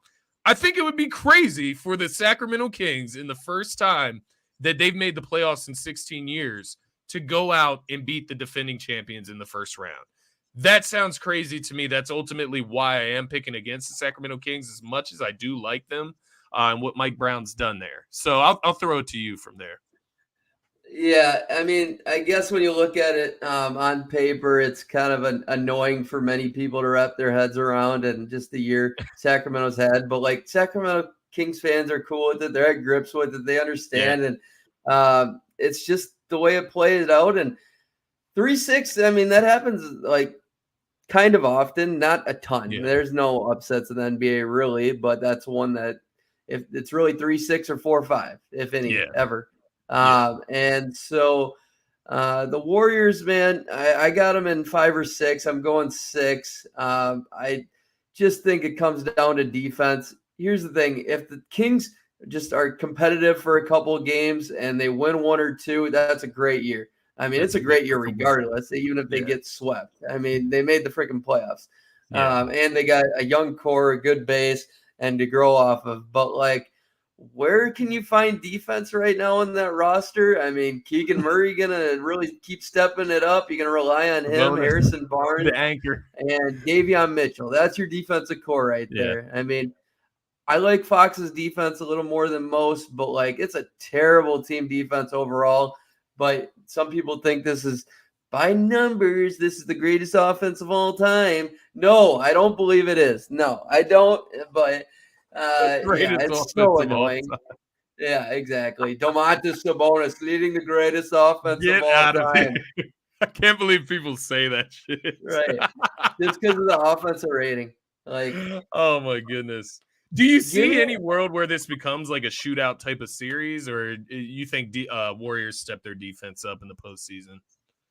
Yeah, I mean, the Kings have to play fast. They have to be lightning. I mean, if they want any chance, and Mike Brown, I mean, that's what makes this interesting. You know, he's Mike Brown, the Mike Brown from the Golden State Warriors for many years. Right. Like, if anybody could lead a shitty defense against the Golden State Warriors, hopefully it's this guy who knows his personnel and team really well. So that's the factor I give the Kings. I love it. I'm glad these two teams have matched up because the Warriors could really dismantle other teams. Like for the Nuggets, for instance, I think they would have destroyed the Nuggets. I really do.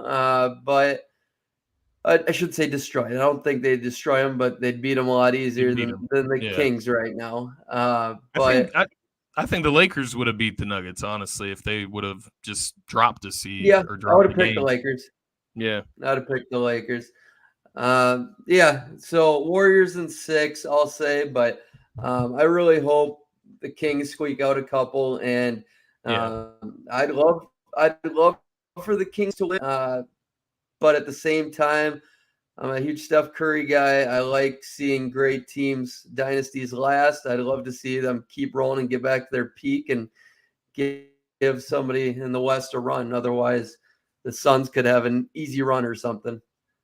Yeah. And it's funny you bring up the Suns because that's our next series here. We have the Clippers versus the Phoenix Suns. It's the 5-6 or the 4-5 matchup, excuse me. I actually have Phoenix winning this one in 5 games, roughly 5-6 games. If the Clippers can play them really tough, I'm interested to see where you stand here. It's really the injuries with the Clippers for me, honestly. Yeah, I mean, Kawhi's going to need to be phenomenal because the rest of the team's been inconsistent. Marcus Morris is a lot of question marks. He's definitely declined this year, unfortunately, and he would have been really important in this matchup here. I got Suns in 5 or 6. I'm going to probably go 5 right now. And Chris Paul's looking a lot better. I think he's got one great series in him usually. Then who knows if he makes it at least one leg to round 2. And so I might as well get a little bit of my prediction out of Chris Paul now. But Booker and Durant have both been phenomenal in the playoffs year after year, and they got defense. They got the whole works. So Kogi, like the guy I always dreamed of in Minnesota. Like, what is the Kogi's been? He could have won Most Improved Player of the Year. Like, shout out to him. One of the biggest surprises. He literally, when the Sixers played the Suns, he was the difference in the Sixers picking up that road win in Phoenix and it not happening. So yeah, I feel you there. But I just don't see a path. The Clippers, I mean, Kawhi would have to be the best Kawhi ever to win the series. Durant's got to play 3 or 4 great games. That's about it. And where are they going to get it? I mean, here's the thing. Russ has been phenomenal. He's been phenomenal lately. It's just I don't see that carrying over to the playoffs. I think Okogie's going to really annoy him and slow him down. And Chris Paul's not afraid to muck it up with Russ as well. So that's what Kawhi's going to need. He's got to rely on all these other guys that I just don't really believe in right now. And so I think Kawhi's good on his own for one or maybe two.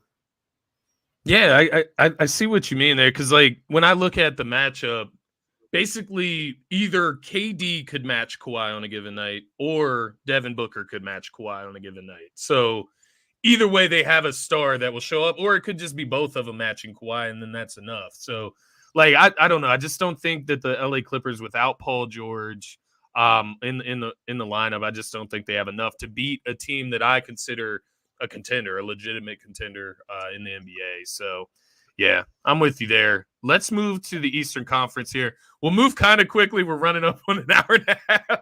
I know I've taken a lot of your time here, but we'll run through the East quickly and then go to conference and NBA finals. So let's start right at the top with Milwaukee versus Miami or Chicago. I don't know if you view any of those teams as having a chance at knocking Milwaukee off. I certainly don't myself. No, I'd say sweeping both teams. I just think Milwaukee's a team that's got their shit together. They're going to be coming out rolling. And I don't see any path. I mean, you got to have a defense to hang with Milwaukee, and there are no Bam. We've seen Bam against Giannis many times, and he has no help against Giannis, and he needs help. The Bulls have nobody. Patrick Williams and Caruso. Good luck. Good luck. Yeah, we've seen that show before. I think they played last year in the playoffs and got swept by the Milwaukee Bucks. Did they win one last year against Milwaukee? Yeah, I think they got one. They got one. Yeah, you're right. I think they did get one against Milwaukee. But it's like, is Chicago a better team this year, do you think? And is Milwaukee a better team this year? I think Chicago's a better team this year now. I mean, the record's not because they were injured, but now at this point in time, I think they are. But Milwaukee is just as good. Yeah. Maybe you can say Milwaukee's better, honestly, because Brook Lopez is peaking. I mean, this is one of the best Brook Lopez's ever. Yeah, I agree. If not Brook Lopez ever. So, and they're just deeper. They got Joe Ingles. They got Jay Crowder. I was just thinking that at the same time, literally. Yeah, Grayson Allen, man. Like, the only game that Chicago won last year was a DeMar DeRozan 41 burger. So you got the one good DeMar game every year. There's always good for one. And even barely, it was 114 to 110. Barely won that. Barely beat him. Yeah. So, yeah, I would agree with you. I would, because DeMar can go for 40 or 50. Why not? Sure. Milwaukee. Yeah, I'll go with Milwaukee in 4. Sure. I think they're going to come out, like you said, rolling. I saw Chris Middleton's been practicing, so it seems like he's going to be good to go. I think Milwaukee's going to be just fine first round. What about Boston and Atlanta? I'll be honest with you. I do think Boston beats them in 4 or 5 games personally. I thought Miami would be the better matchup. I don't know at this point with how Miami's looked. But Atlanta, I just don't put any faith into them, honestly. The reports about Trey coming out recently, I don't trust them for even a game. So I think Boston comes out and handles their business as well. Jaylen Brown's interesting, though, right? How injured is he? How's the hand doing? So that's something to keep your eye on, but I think they can beat Atlanta even without Jaylen Brown. So I'm a weirdo here. I will just say, if I didn't watch any Atlanta Hawks this year, I would tell you they could win the whole thing on paper. But I did watch Atlanta quite a bit, and this team isn't near the talent they have on paper, and their players on paper don't even look that great when you move over to the stats categories. They haven't performed to their abilities either, but they've been decent with Quinn Snyder and slowly getting better. They've had great quarters. They just haven't had a ton of great games. I'm as big of a Quinn Snyder guy as anybody. I truly believe, though, the individual talents, they fit each other. I truly believe that. I truly believe they can play together. Yeah. If you have the right coach in place, I think they have the talent to make conference finals, win a championship on paper, if they actually had all those things together. But, do they have players that want to play together? Can the coach get the players to play together? That's to be determined, and it hasn't been proven yet either. So that's where I sit. Like, I am probably the biggest believer in Atlanta's talent on paper that you'll find. But like, it's not this year. It's definitely not this year because Quinn Snyder needs more time. I think they can get a game or two or maybe even 3 off the Celtics if Jaylen Brown's banged up. But biggest gap here is John Collins is probably going to be on Jason Tatum quite a bit, and that's a hell on an island. Like that just can't baseline. I mean, they are getting better as a team, Atlanta. I believe it, and maybe it just comes out. Maybe some surprises come out, and they start clicking longer periods of time. But at the moment, no. I want to see it though. I like these players. I like them, man. I do. Yeah. Man, I mean, when they acquired DeJounte Murray in the offseason, I thought that was an awesome acquisition, honestly. I actually like the pickup because kind of balances out Trey, right? Like being a defensive-focused guard, he gives you a little perfect fit. Yeah, exactly. That's what it feels like. And maybe like you said, they just need an offseason with Quinn Snyder, get into next year, and maybe that's the time to go. They just got to, I don't know. What is Trae Young's personality like, right, in the locker room? That's what I'm interested in. Because you've had a couple different feuds that come out of that locker room. Obviously, the nonstop rumors about moving John Collins. So just a lot of stuff that comes out of there. But looking at the 3 and 6 matchup, obviously the one I'm most interested in here, the 76ers versus the Brooklyn Nets. A lot of people in Philly feel like the Sixers got lucky by getting the Brooklyn Nets as the first round matchup. I would argue that no matchup is lucky after experiencing the Sixers lose in the second round to the Atlanta Hawks in a season where everybody said we had the easiest path to the finals and then losing to Miami last year. Obviously, Embiid broke his face, but anything can happen. So that's the point. So that makes no series an easy task, I guess. But where are you at with this matchup? I got the Sixers in 5 in this one. Yep. I'm going to take them in 4, but if they lose one, it's going to be game 1. If they lose any other game besides game 1, that's a terrible look, but I don't want them to lose game 1 either. But here's the thing. It's like they have no answer for Embiid. Cam Johnson and Nick Claxton, they're rails, okay? I mean, if Embiid lets those guys impact him, that's going to be a problem. Then he's nervous. Something's wrong. He should eat. He should eat a lot. And like we said earlier, it comes down to, can this team play like we saw them for 2 quarters at a time throughout the year, maybe even 2.5 quarters at a time? Like, I don't think I saw very few. I can't even count how many 4-quarter games of where this team is just cohesive and doing things together. I'm not talking about running sets all the time, but just in flow, in rhythm, and a team that knows that they're playing together. And that's the thing. They've been healthy. Like, they should be gelling, you know. They like Doc or no Doc, he can worry about the rotations. The talent is there for them to thrive. And you put the right guys around Harden, like, he makes everybody better all the time. But like Maxey better play with Harden a lot. That's what it comes down to. I mean, literally, you need a high dosage of Maxey. He might be the most important guy in the playoffs.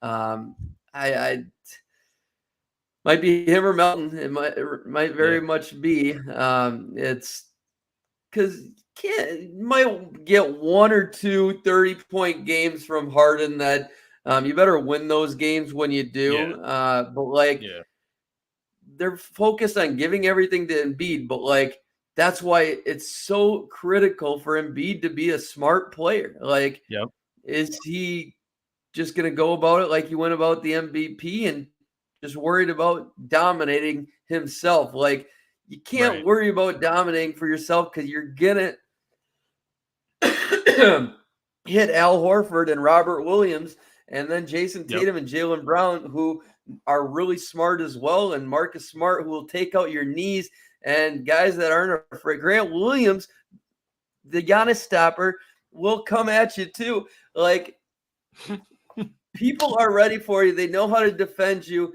You got to be able to be ready to react and move on. And that's all I care about, is watching Embiid do his thing, because everybody else will be ready to do theirs. The pressure's not on Harden. The pressure's not on Maxey. It's all on Embiid. I mean, as long as he's healthy, all the pressure in the world should be on the guy. But, like, he's lived up to the pressure. I mean, he's hit the big shots. It's just, what can he do before the big shot happens? And the second and the third quarter. You can be good enough where you don't need to hit those big shots. You don't need to worry about the KD's toe on the line. So just, you're a smart player. He has it in his bag. He's just got to do it, versus worrying about scoring first all the time. Because if these guys are sitting around, if PJ Tucker doesn't hit the ball, he's going to be missing off on the mark when he needs a big shot, because they all need to touch the ball to feel involved. I agree. And I think that's a big thing with this series. Like, don't just use it as the first round series. Use it as more practice, right? More time to build that cohesiveness, man.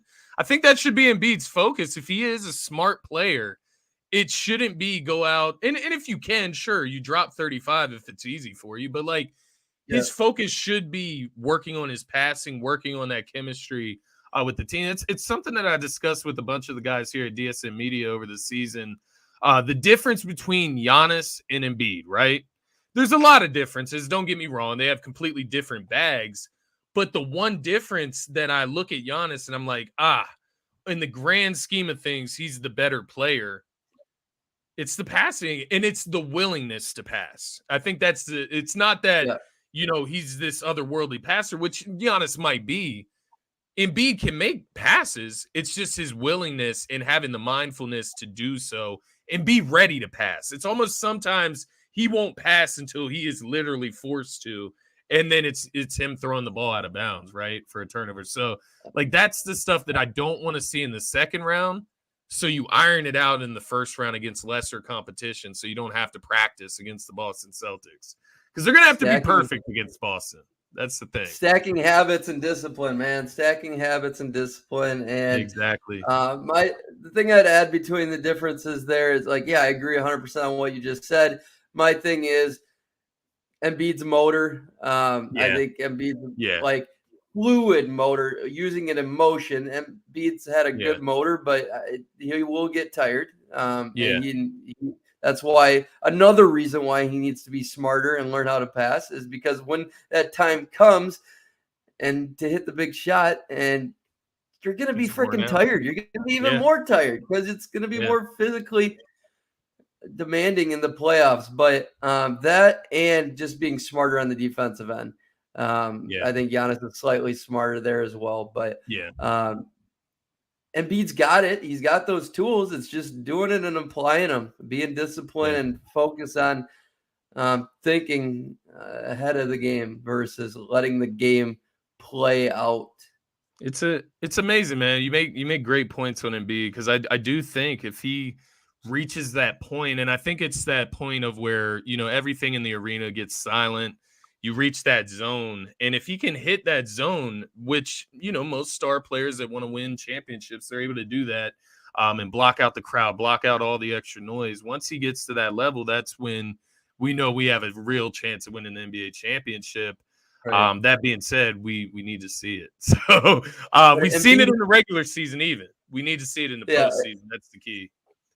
Embiid doesn't win without Bobby Portis, and Bobby Portis doesn't go absolutely ballistic if he doesn't feel the ball a little bit and to be able to hit that corner three like PJ Tucker. And PJ Tucker in there with Giannis as well. But PJ Tucker, if you watch him, he hustles so much more when he touches the ball early on, when he knows he can be important offensively as well. I mean, get him with the floater in the dunker spot. I mean, watch the cut. But like Maxey and Melton, I feel like are the same way. I mean, it's important. The thing for Maxey, I swear, is it's important for him to get shots up in the first quarter. Like, he has to get shots early, or he's going to be I think thrown off Tobias the whole too. game. Tobias, Yeah, Tobias the same. Melton can wait more than either of those guys, I think. Yeah. But Yeah. I agree, Maxey and Tobias early and often. See, and I'm not even throwing any expectations on Tobias this postseason. I hope he shows up in some capacity. That's what I'm hoping, man. And, I think I've talked to you about this. I like Tobias Harris. Like, I've met him a couple times. Like, he's a great dude. He's pretty good at basketball, but it just doesn't always fit right in the Sixers, right? It's weird. So I don't know. I'm not putting too many expectations on him. Let's look at this 4-5 matchup between Cleveland and New York. This one's interesting because I think this is a tough matchup. I think either way, it's a tough matchup. But I'm interested to hear who you got in this series because I do think it's a bit of a toss-up. I think it's one of the more toss-up first-round matchups. I think I still have Cavs in 6, maybe even 5. For me, I just think Mobley's going to frustrate Julius Randle. Mitchell and Garland are the trump factors. I mean, I think they're the two best players in the series. And you can argue Brunson or Garland for number 2, sure, but just Donovan Mitchell's going to dominate, and he's more than enough. And Jared Allen's getting back; he's getting better by the game, and that's a lot. That's a lot to handle. You add him in there, things get wild, and they're going to be really good. And, they'll give Miami problems in round 2, but I mean, you got Jalen Brunson's going to have to be as good as he was last year, if not better. RJ Barrett's going to need this. Like, Cleveland can defend and score at a very, very high level. Yes, New York has all the pieces it takes on both ends of the court, but I don't think they have the discipline defensively to come up big when it matters enough. And most Knicks fans, I'd say 55% of them, 60% of them are on the Cavs. So that's always saying something with those staunch people. I think that's an interesting point. I have Cleveland in 6 as well. I have them taking the Knicks out in 6. I do think there'll be some tight competitive games mixed in there, I think. But to your point, I honestly feel like Donovan Mitchell is going to go nuclear against them for some reason. Obviously, him being from that area, the Knicks not trading the huge package for him. There's narratives that feed into things, and unfortunately, they're going against one of them in Donovan Mitchell. And I think he goes off this postseason, but who knows? Darius Garland's really good too. Jalen Brunson can heat up if Julius Randle. But like you said, we just anointed Evan Mobley as a defensive player of the year. That's who Julius Randle gets to go against. Lengthy Evan Mobley. So I don't know how much faith I'd put in that, but I agree with you, man. I would go Cavs in 6. Let's move. We won't go through second round just because conference finals will answer the second round questions. Conference finals will start in the Eastern Conference. Who are your 2 teams that you have making it to the Eastern Conference finals? You're gonna put me on the spot. I got Bucks. I got Bucks Celtics. I think Celtics Sixers will go 7. It's tough. All could change after I see a couple of games, and if Jaylen Brown is not 80% or maybe even higher, it's definitely Sixers for me. If they're the Sixers, at least of right now. But I'd lean towards Bucks and 7 over Celtics. I think that's the championship right there. I really do. I like that. And I think we discussed this like off the air, but Milwaukee, Philadelphia, Boston are probably my top 3 teams in the entire NBA.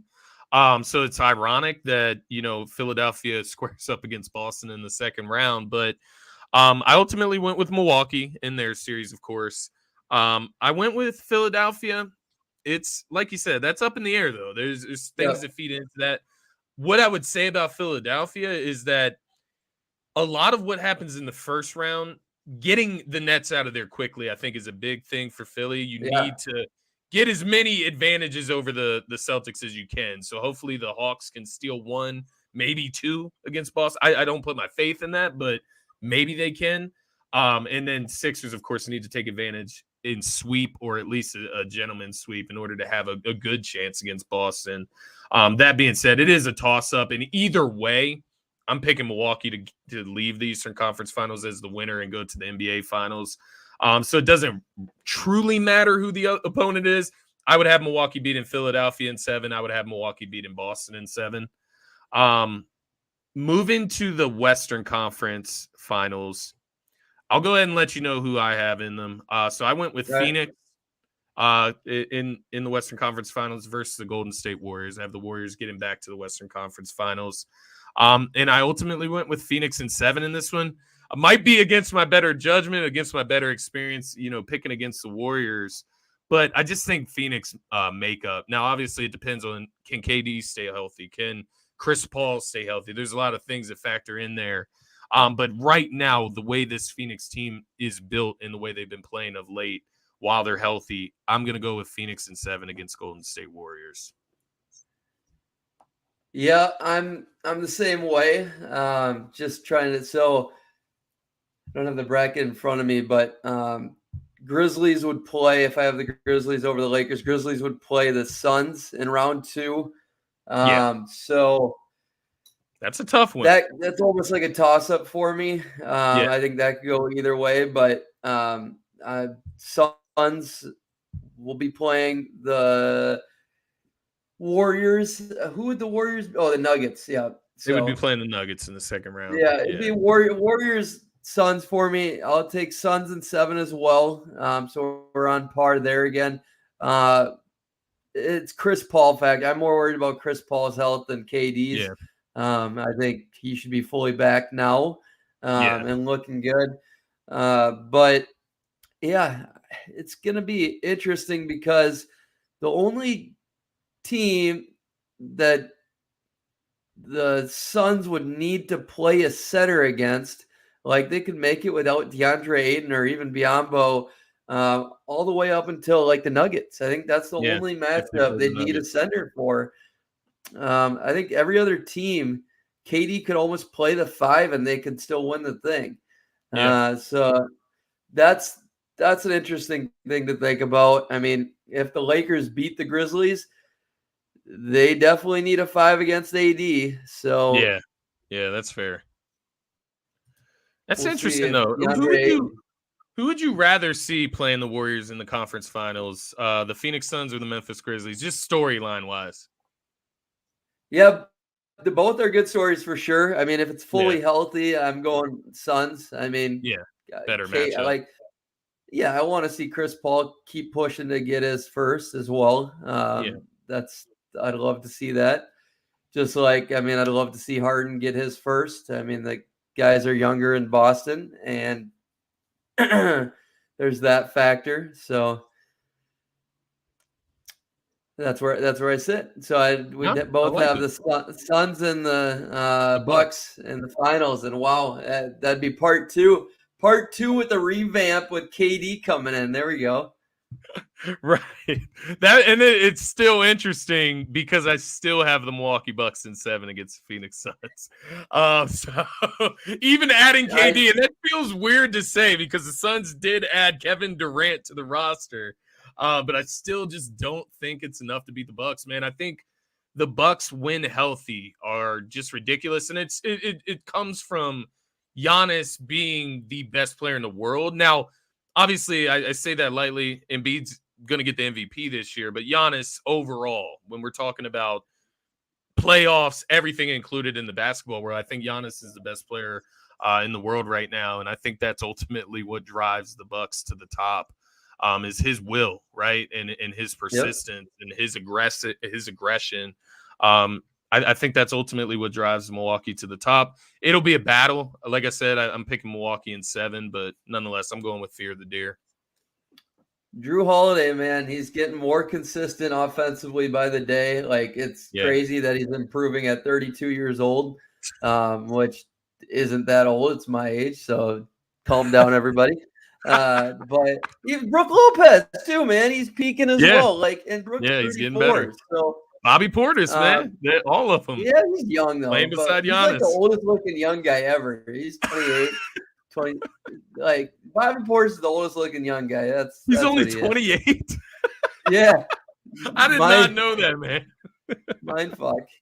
Feels like 10 go. years ago he was punching Mirotic at practice breaking. Seriously, yeah. It feels like And 10 years Javon ago. Carter's only 27 as well.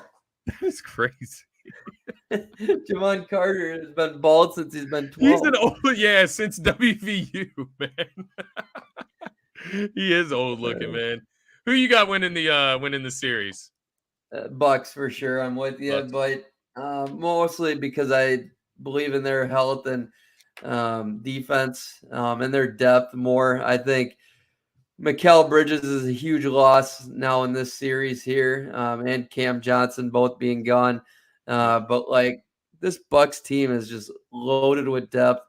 You go on. Myers Leonard's now participating on a high level. Joe Ingles, Pat Connaughton, Carter, Grayson Allen. Like the list goes on. Like, and their starting five is phenomenal. Like, it's ridiculous. Plays go well together. And they have one of the best coaches. Yeah. So I'm with you. I picked Milwaukee at the beginning of the season for those reasons alone. You add Joe Ingles, you add a Jay Crowder mid-season now, and they just have a ton of experience. Obviously, the unit that they won the championship with, but then you add guys that also have playoff experience. Jay Crowder, who has finals experience at least. So it's going to be an interesting playoff route. I will say, me and Zach got like a little play going with who's going to win the championship. So if I'm lucky, I will be wrong. And the Bucks won't win the championship. Otherwise, I'll owe this man more money. But nonetheless, man, I want to thank you for joining me on this show today. I think we covered about as much as we could today. I think what this show's signs of is that we need to connect a little more often, man, and get our thoughts out on the airwaves together, because we could go all night here. But I want to thank you once again, Zach. I want to give you the opportunity here before we close this out. Anything you got going on in the works? Any plans? Where can people find you and find your content? Yeah, appreciate it. Mainly just Twitter and then LinkedIn. If you're on there, very few people are on LinkedIn, but there's some decent basketball stuff from time to time. And I'm a mind hack guy on LinkedIn a little bit. So look me up. But Zak Noble on Twitter. Always talking shop. So reach out. But I got another show. Should be dropping soon. Look out for that. Ball is life yet. But yeah, just appearing on a lot of shows right now and having a lot of fun doing so. But appreciate you having me, Scotty. And we will be in touch shortly. Always fun. And thank you for having me on. We went deep today, bro. Hey, anytime, my man. Anytime. It is my pleasure. And I will say we should get back together again soon. Maybe midway through the playoffs, we can reconvene and look back on this stuff and chat it up. But thank you once again, man. That is going to be it for this episode of Scotty Talks NBA. You can find me at Scotty Drown on all social media platforms. DSM Media, that is who this show is presented to you by. Make sure to follow DSM Media on Twitter at DSM_media and subscribe to the YouTube channel. That's the most important way to help us grow. We are looking to grow on the YouTube channel exclusively. So subscribe, turn those notifications on, and thank you for tuning in. Happy Friday. Enjoy the NBA slate tonight, as the real NBA slate kicks off tomorrow at 1 p.m. with the Sixers and the Nets. I'm looking forward to that one. But, guys, have a great rest of your evening there. Go Sixers.